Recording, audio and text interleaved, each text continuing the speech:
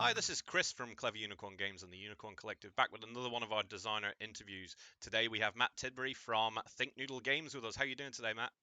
Good, thanks, Chris. How are you? Pretty good. It's a nice day outside, which I might get to enjoy in the garden for a little bit later on. Here in the Isle of Man, anyway. I don't know what it's like over there for you. Yeah, it's good. It's looking lovely out there. So, first of all, what is it that you like to do when you're not designing or playing games? What do you do with your spare time? God, well, I don't get much spare time, believe it or not, in the lockdown at the moment. But when I do get any spare time, I try and get out for walks. I'm quite a big sort of martial arts fan. I've done different martial arts all my life, so I'm quite into that sort of stuff. Really, trying to keep myself a bit fit. But I just think about design all the time, really, as well. So I What never stop. what would you say is your, and this is going to be a hard one, especially for most gamers, but that's the point of it. What's your favorite game? Your one favorite game? Oh, crikey. The one that you will get out more often if you get the chance and have people that want to play it than any other. Gosh, I think the one that I like to play with people the most, perhaps it's not my favorite, but it's my favorite to play with people who potentially aren't gamers because I've not really been a gamer for many years. And then I've only really just got back into it in the last few years since working on my own games. But I think Trans Europa. Have you heard of that one? It's literally a board of Europe with a set of cards. You deal 5 cards to everybody. Each card has a different location in Europe that you have to build a train track to, and it's the first one to connect all those cities. Is it a bit like Ticket Win. to Ride?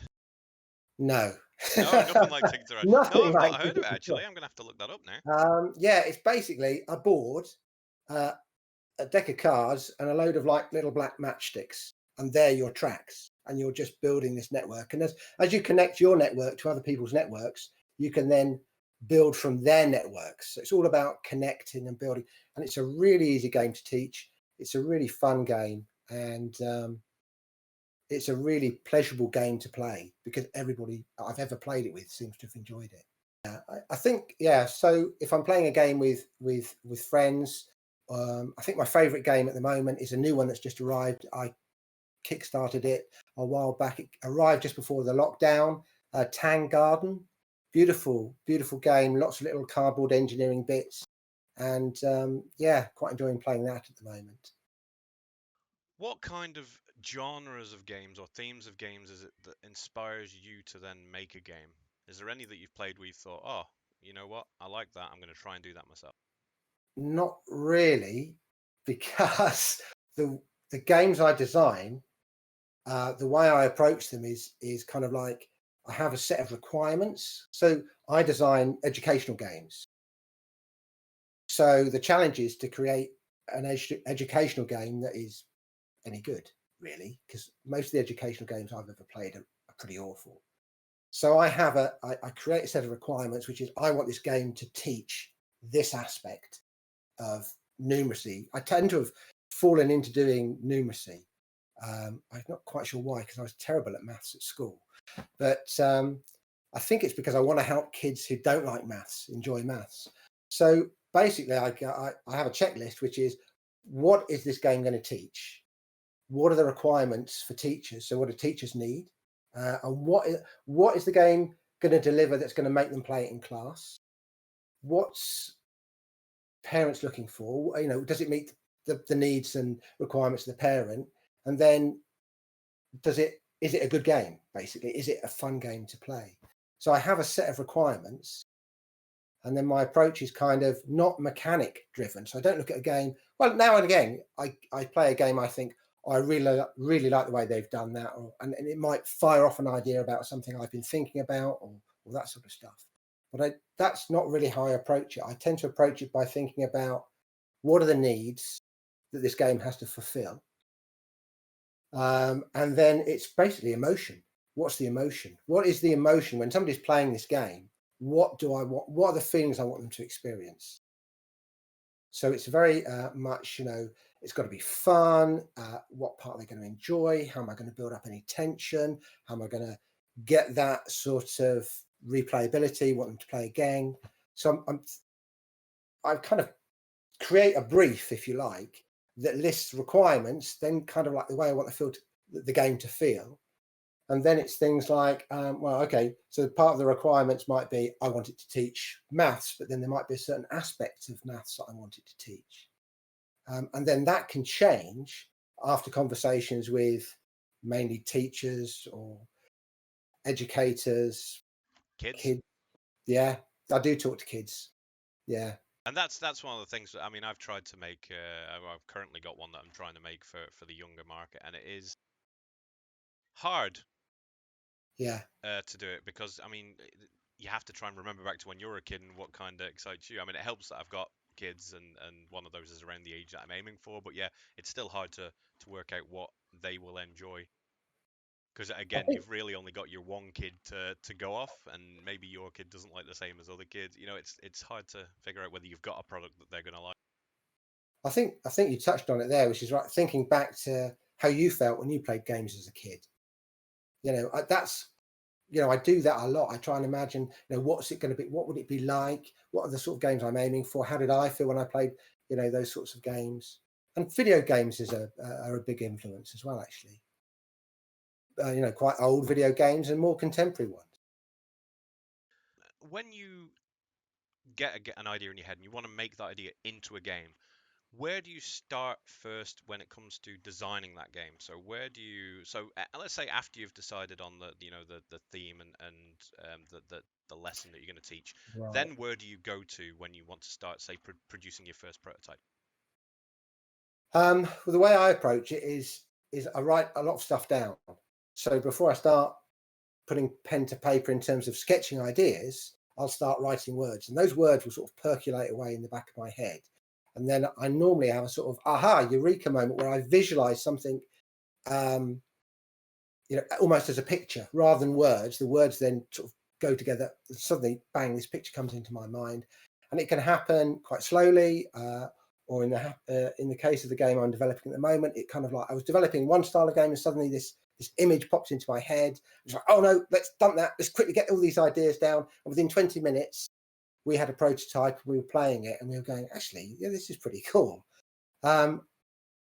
That's quite rare. Normally, it takes ages and ages and ages to come up with an idea. My first game took me 7 years of backwards and forwards and different iterations and things like that, and showing it to lots of people and loads of playtesting. But it's really important once you've got an idea to quickly, as rough, it doesn't matter how rough it is, but get that down on paper, cut the bits of paper out, start shuffling stuff around, whether it's just shuffling cards or rolling dice or, and start playing with those mechanics.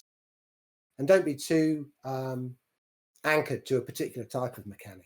If as you're playing it, you've got to be flexible and allow things to change. Um, Yeah.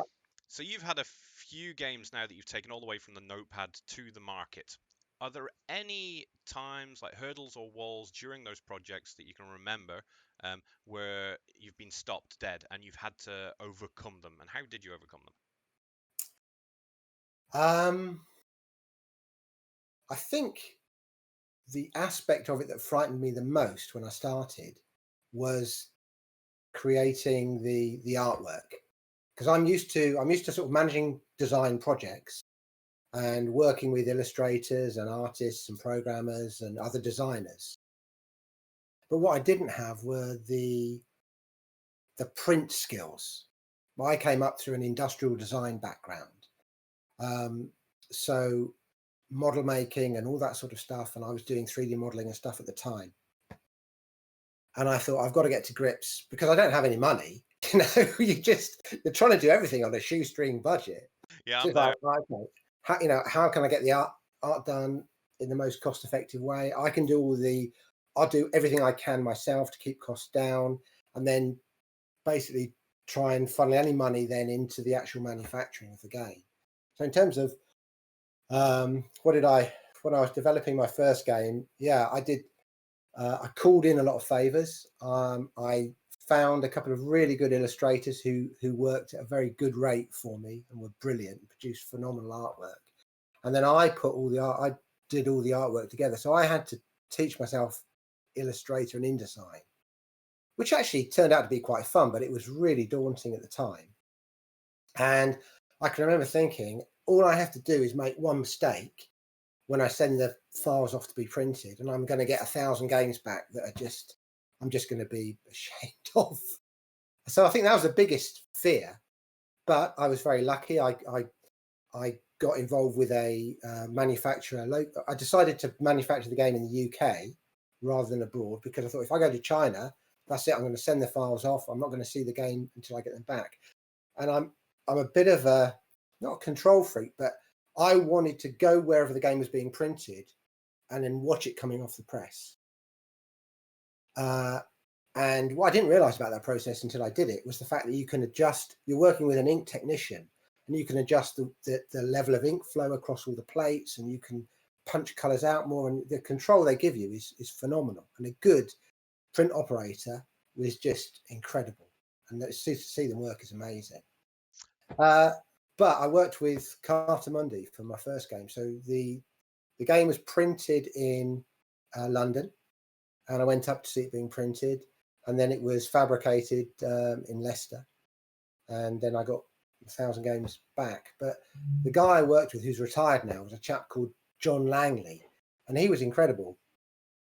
And he gave me all sorts of help and advice and tips that saved me a lot of problems. So if you can get in with a good publisher or start talking to a publisher early, as long as they're proactive and they're passionate about what you're doing, then you can get huge amounts of help and resources from them. And he basically helped me get my first game published. I don't think it would have been as good without his help.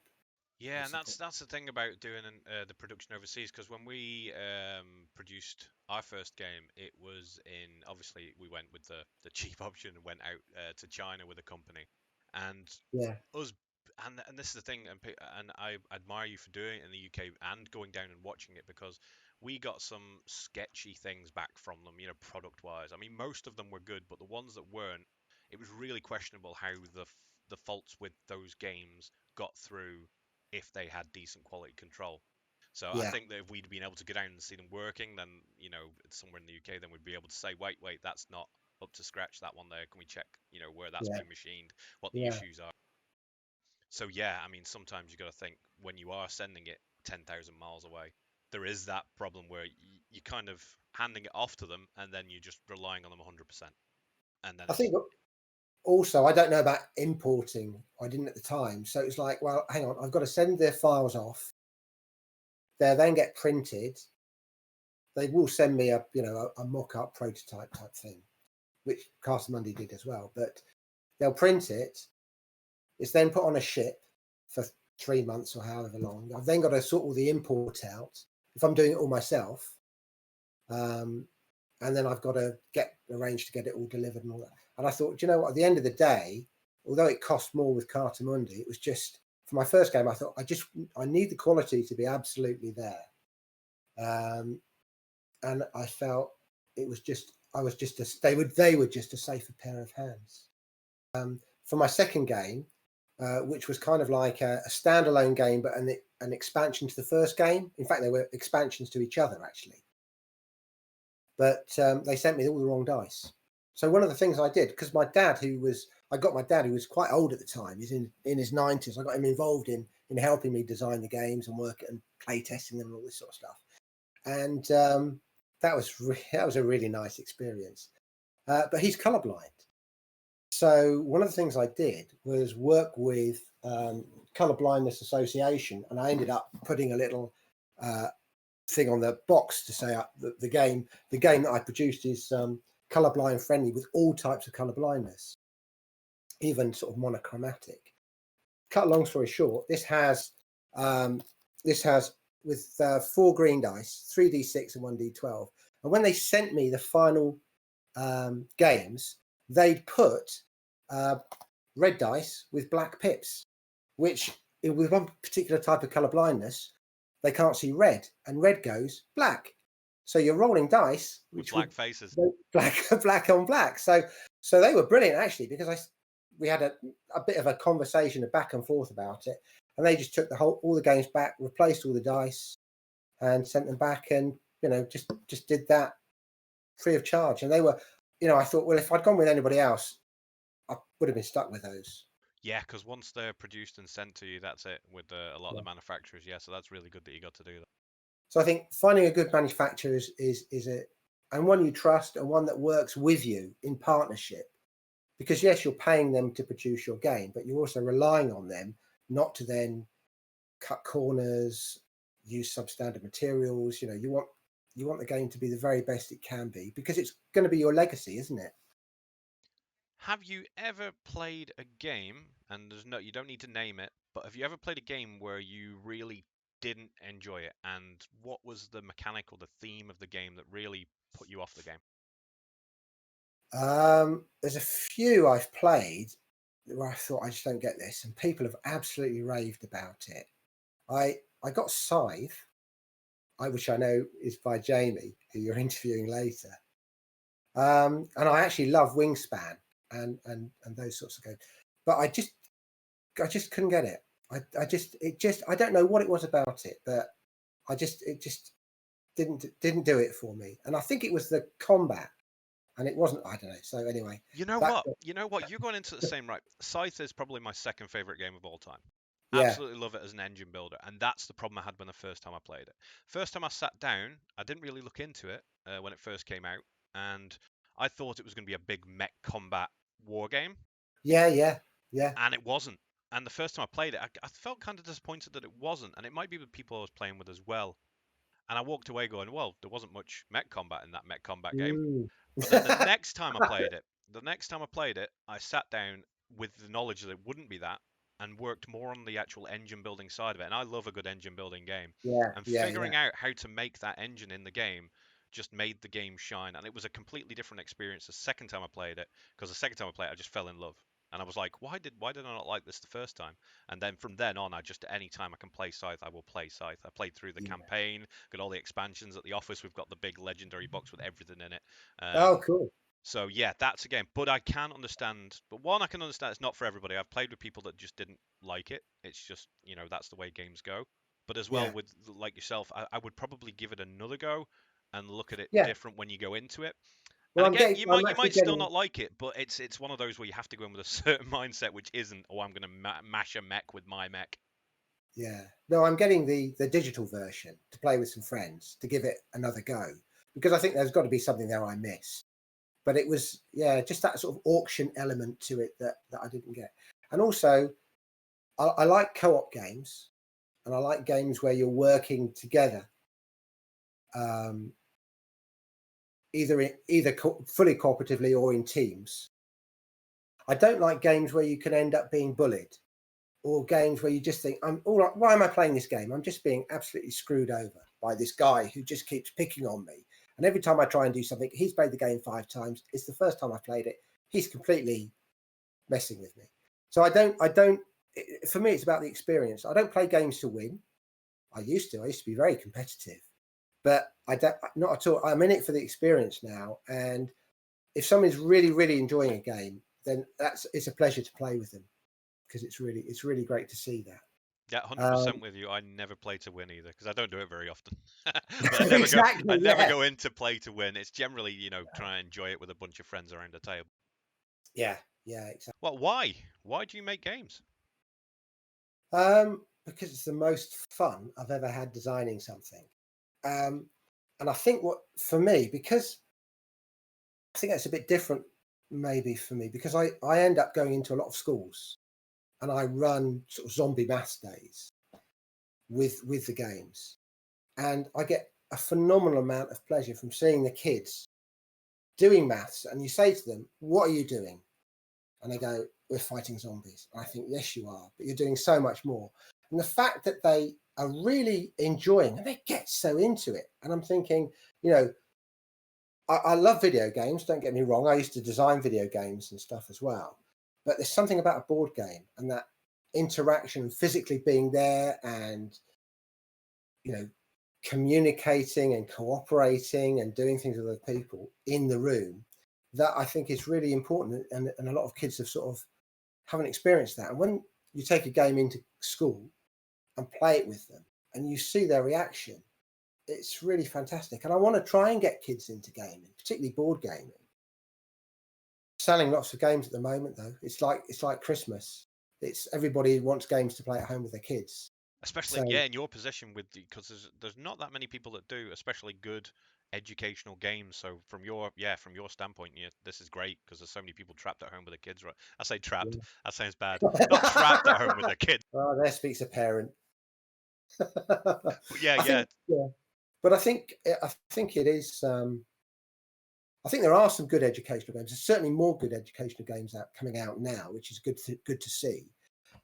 When I started designing this back when my daughter was 10 and she's 22 now, so I started the first game when she was 10, uh, launched it when she was 17.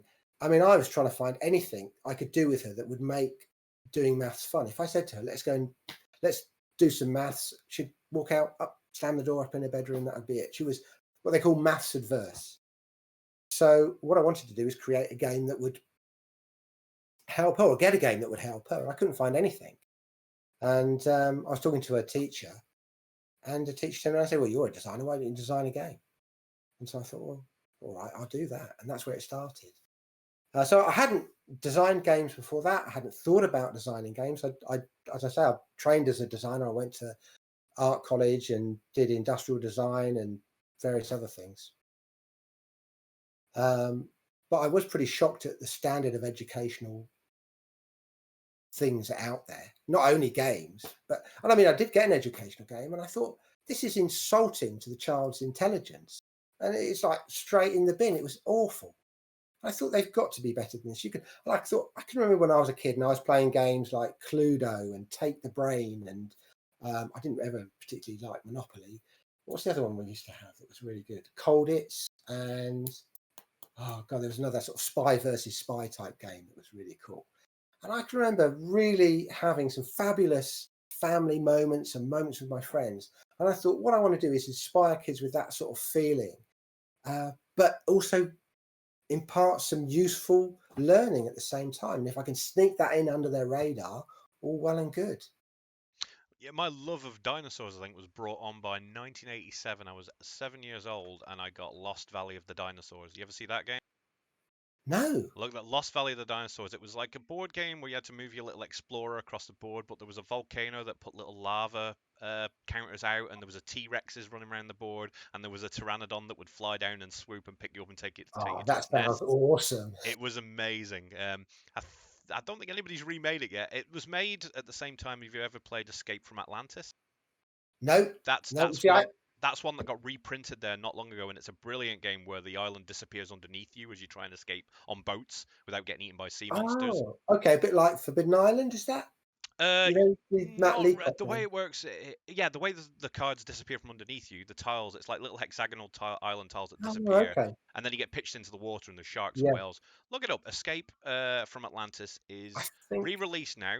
It used to be plastic back in the 80s. It was plastic molded island pieces, which were like Okay. 3D, but now it's Yeah. moved to a more traditional punch board sort of system, Oh, which has isn't it? as visually appealing, but they've tightened up the rules as well. But that's a really good game, especially for kids, because it's not rules heavy, because it's a 80s sort of game.